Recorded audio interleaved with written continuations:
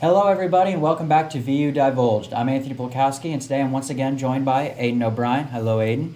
And Hello, we sir. have somebody new today, Heather Cash. Heather, you want to go ahead and give our audience a quick introduction of who you are? Well, hello guys. My name is Heather Cash. I live in Bicknell, but originally I'm from Fowler, Indiana. Once I graduate, I hope to become an FBI intel analyst. All right, thank you, Heather. So, on today's Frozen Trail series, we are going to be talking about the chef or the Burger Chef murders. Mm-hmm. Do you guys want to go ahead and give a quick rundown on, what all happened? Sure, I can go ahead and start. Essentially, these murders occurred November 7th of 1978. And these murders were located in Speedway, Indiana, which is kind of offset to Indianapolis. There were 4 victims who are all working the night shift there at this restaurant. The first victim, who was the assistant manager, was Jane Freed, I believe is how you pronounce her last name. She was aged around 20. The next victim is Ruth Shelton. She was aged around 17. And then Daniel Davis and Mark Flemons, who were both around the age of 16. So, young adults, teenagers, working there. Still in high school. Still in high school. Majority for the most part. Majority, yeah. Except Jane, but... But she could have been in college. She could have been college age, maybe not, but we're not sure. The exact location for the restaurant is 5725 Crawfordsville Road, Speedway, Indiana. So, real quick, is this building, you say Speedway, so is it like one of those gas station Speedways where it's like attached to a restaurant? Or? No, it's like a modern, it was like a precursor to like a Burger King. Okay. It was just like a normal fast food restaurant, just the restaurant itself. There was no gas station. No. Not like a Marathon or Casey's. Although the name is kind of misleading because there is an actual Speedway gas station. And sometimes those gas stations have restaurants connected to them. Yes. So Right. But please go on. So, the first thing you would like to know probably is what the victims were doing that night. That's important. So essentially, they were closing the restaurant down for the night, or getting ready to. And around midnight, one of them opened the back door, maybe to take out the trash or something similar. What happens after that is really unclear. There were no cameras really around, so it was hard to pinpoint what could have happened once the door was open. About a couple days later, all their bodies are found in neighboring Johnson County. So Speedway is located in Marion County. For those of you who are unsure where Speedway is, it's located in Marion County. Johnson County is right next to it. So it was right in the neighboring county. All of them were found near Center Grove High School, which is kind of a little bit of a scary place, especially if they had classes going on. All of them were still wearing their brown and orange uniforms. So, obviously, there was no intent to take their uniforms off or even their other personal clothing. Also, besides the workers being kidnapped and killed eventually, at some point, whether this was before they were taken into the neighboring county or after, $581 was essentially missing from the restaurant. So someone had come in and taken that money from the restaurant. And again, don't know if it happened right, like as these workers are being kidnapped or after they were kidnapped and killed. And then as a result of these murders, essentially the entire community was in shock because something like to this scale had never been, been taking place, essentially. My first question is, why did it take 2 days? Was November 7th a Friday? Because you would think if 4 people went missing, when the next shift arrived, somebody would go, "Hey, where's?" Part of that reason, it could be that later that night or early that morning, the head boss came through and noticed that no one was there and that the money was missing from the registers, but the girls' purses was still there.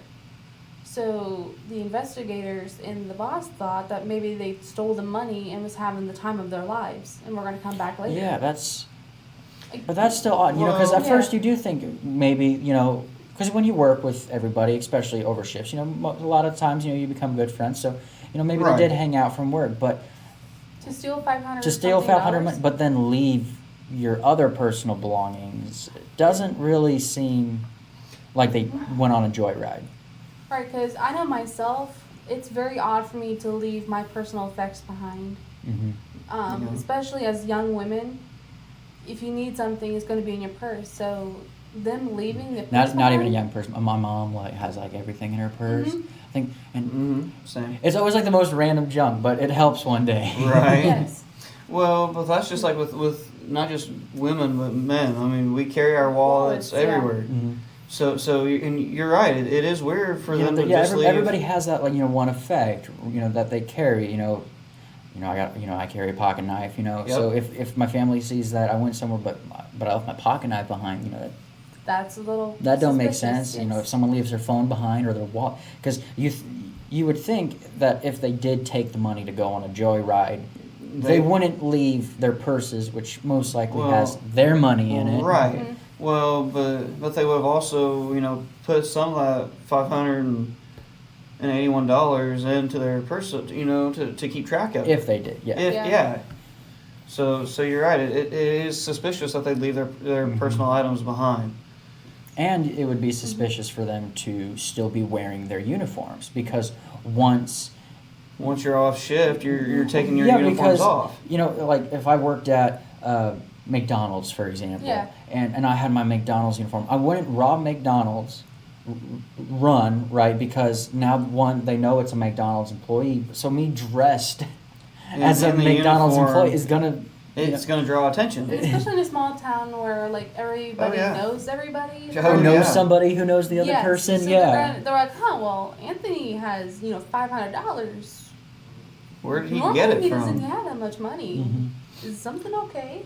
Well, and that's one of the things that will draw attention to yourself, not just what you're wearing, but also if you're not one to usually carry large amounts of cash, and then Mhm. all of a sudden, boom, you have $400 or $500. Oh yeah. That's going to draw a lot of Yeah, attention. that's why you see even mob bosses, in heists, like in the 60s when a lot of these big heists took place. They even say, don't spend all your money immediately, because that place just lost a lot of money, and now you're spending a lot of money that they have no idea how you got.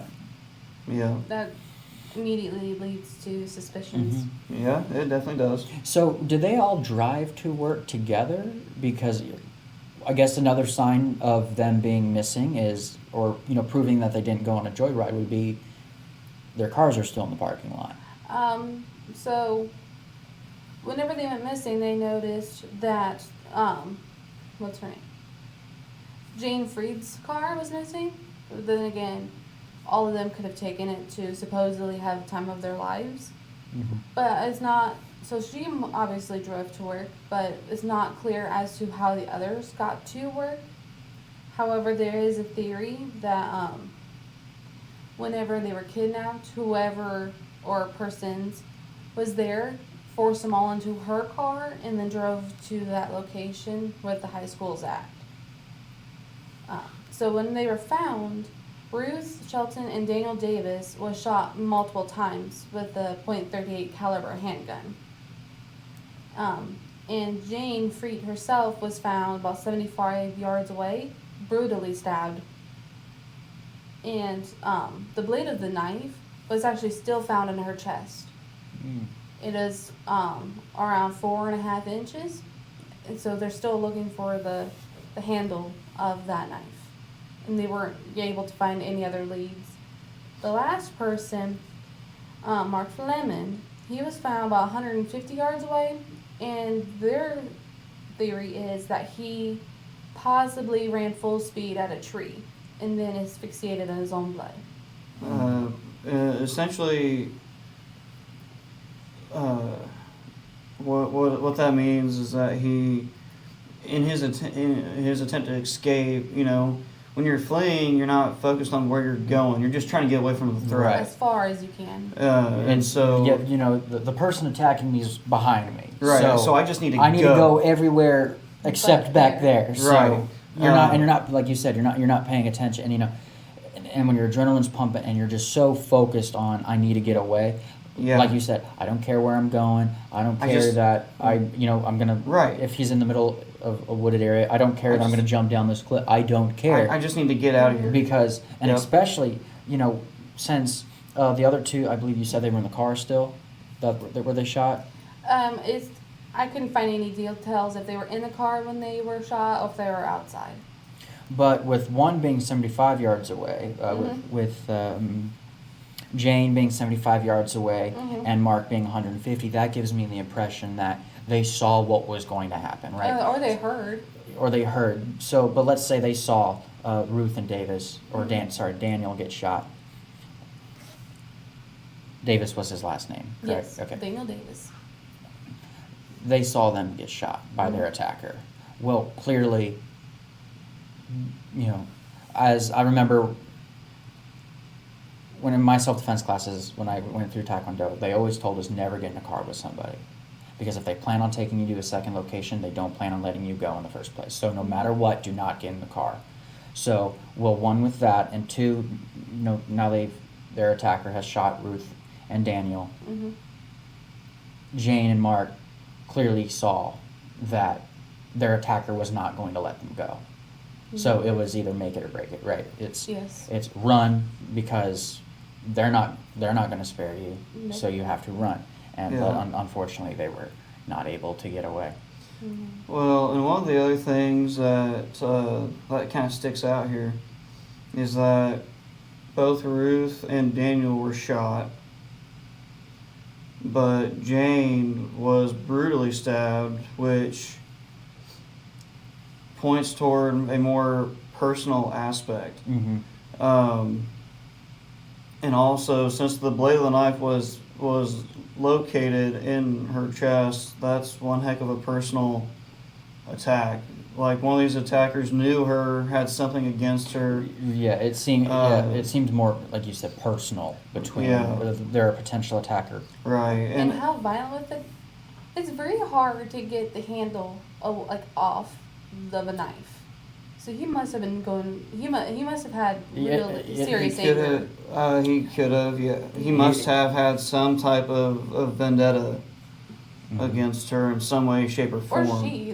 They haven't found. It could have been a she too. But it also brings a question on why would they bring the other three, and how did they converse the other three? Well, if they were shot with 38, maybe they were presented with the gun. And forced into the car at gunpoint. Mm-hmm. Well, but this also brings up the argument that there's more than just one attacker. Because if you've got one attacker and 4 victims, that's kind of tricky. Especially if you're all going to get in a car. Right. The average car has 5 seats, so the gunman would have been, if it was a solo gunman, would have been surrounded essentially. In a car. And also, in a restaurant, there's all sorts of different things you could use to defend yourself. So to have 4 victims and only one attacker, it's kind of a tricky thing. Yeah, because even then, if my attention's on this person, the others are going to run. The other 3 are just going to get the heck out of there. Right. So that leads me to believe there's more than just one attacker. Whether one had a knife and the other had a gun, or whether both had a gun and a knife. I mean, we don't know. Maybe the Jane was stabbed because they ran out of ammo. Maybe they ran out of ammo. So maybe they were shooting at her and Mark when they ran away, but when they finally caught her, they didn't have any ammo left. Mm-hmm. So then there's a lot of different possibilities. Mm-hmm.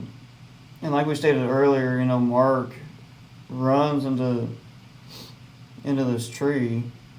You know, I mean, they clearly didn't catch him, Mm-hmm. but he didn't get away either.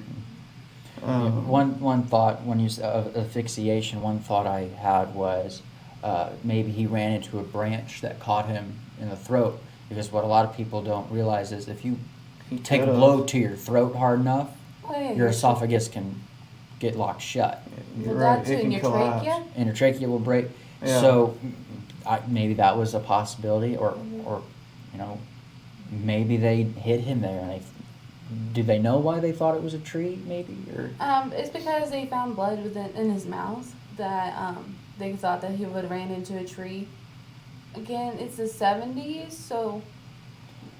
But you would think there would also possibly be a mark somewhere on out the tree if you hit it that hard. Well, yeah. Maybe Well- some skin well- cell. But then again, if it's out in the wild, you know, it could have rained and. Well, but also, I mean, they still had, you know, their uniforms on, and so there's not a whole lot of really much of evidence that could have came off of his body with his clothes on, unless he touched the tree with his bare skin. But Here's one thing I find interesting. Go So for it. the investigators who's in charge of the case Mm-hmm. did not call for crime scene technicians. They didn't dust for fingerprints or take pictures of the crime scene because they thought that these kids were having the time of their lives and just being irresponsible. So I found that to be really interesting. Like, why would they not, Mm-hmm. once they found, or even before they found their bodies, why they, you wouldn't think to dust for fingerprints to prove Yeah, that the they've done it? moment you find their bodies, yes. that's Especially once you find that all four of them were dead. Because then it proves that it wasn't. Well, all four of them were dead and they didn't have any self-inflicted wounds. Because then at that point it proves that, well, clearly this wasn't one of them tricked them all out and then killed them all and then got rid of themselves. But and once again with the two at the one scene, 175 yards away and 150, like they clearly ran away. they were Some- trying to, yeah. Or they tried to, yeah. Somebody or somebodies was there to present a threat to them to where they had to had to run for their lives. And the question is, why all four? So maybe it was a robbery gone wrong. Maybe they, robbed the store or the restaurant, but when they only saw $581, then maybe they got mad, or maybe they didn't want to leave any witnesses because maybe an employee robbed And their that's- own store, the restaurant they worked Well- at, but then wanted to blame it on the others. Well, and you bring up a good point. Leaving no witnesses. That's what a lot of criminals do. If they're breaking into some place, like I'm just going to be hypothetical here. Let's say if I wanted to break into your house, and you catch me, well, my first thought is I got to get out of there, but I also don't want to leave any witnesses. So then I would Then I can identify you. Exactly. So by taking all four of the victims, and then later on killing them, that's one less opportunity for them to be identified. And to this day, these murders are still unsolved. Yeah, but I have a hard time believing that if you were going to kill the four workers, you would take them.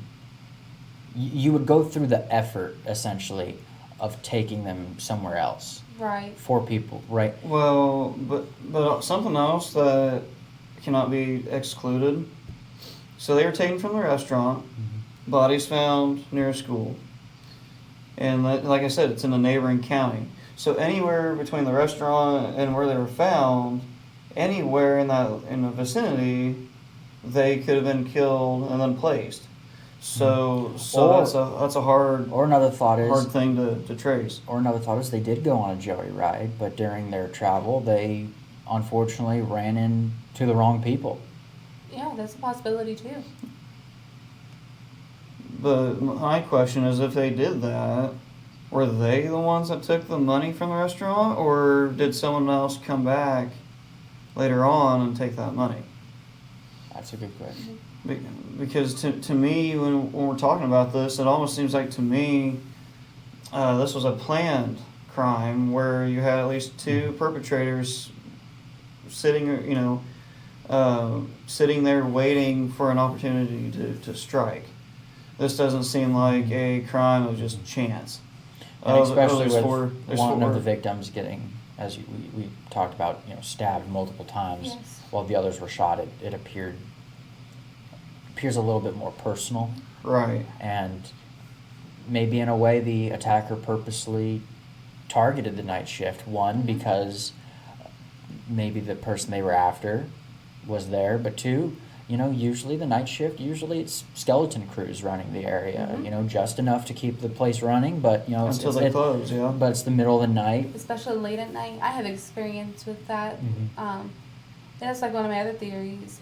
Maybe these four people knew the attackers, because working in fast food, you get close with the customers, you get to know their can. names. Especially in a small town, you know who the Yes. regulars are. Right. Yes.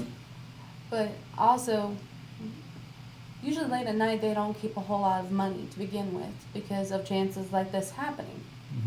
But what makes me wonder is, why was there $500-something at a cash register? Yeah. I mean, I worked at a movie theater during one summer, and we usually use two. Every now and then we opened one of the third registers, but yeah, combined in all three of those, I don't think I saw $581 in cash Right. at those three Registers? registers at the same time. Because maybe- even if one register was short on ones and the other one had plenty, we would take $5, $10 out of this one and then move it. Right, you would do like a trade-off. Yeah, but I don't think I just I find think it max unusual. starting out, obviously with customers coming in, I think starting out there was probably no more than $100 per register. More than likely not. I cannot imagine being more than that. So maybe it was a robbery, and maybe they saw that it was a very busy day for that restaurant. So because it was a busy day, the likelihood of a higher payout went up. It's possible. Yes. All right. Well, any last thoughts, questions, comments? Nothing from this side. Well, one thing I would like to say is that you have the restaurant location.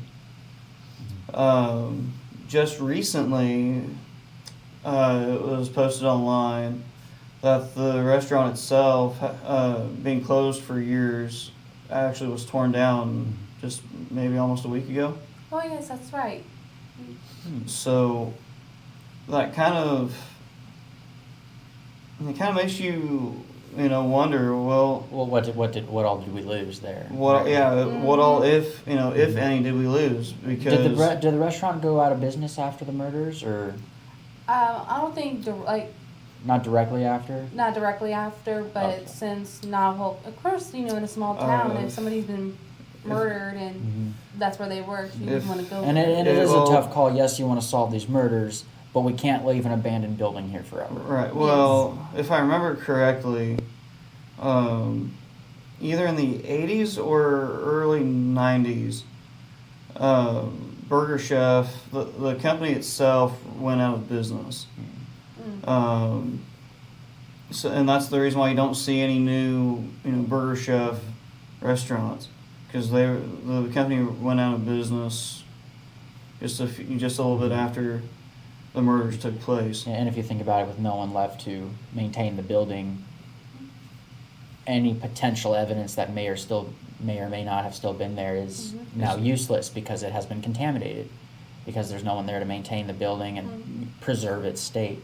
Well, and plus they don't want to preserve it right after the case because it's a business, right? Yes, It's they like need to make money. they want the police to get in, get the information, all the evidence they need, but it's a business, and we need our customers to come back through here so we can go back to making money and support our business. Right. Well, thank you, Aiden, and thank you, Heather. Anytime. Welcome. Hopefully you're willing to join us again. Maybe here in the future. Well, thank you all for watching, and we will see you all in the next episode. We'll see you then.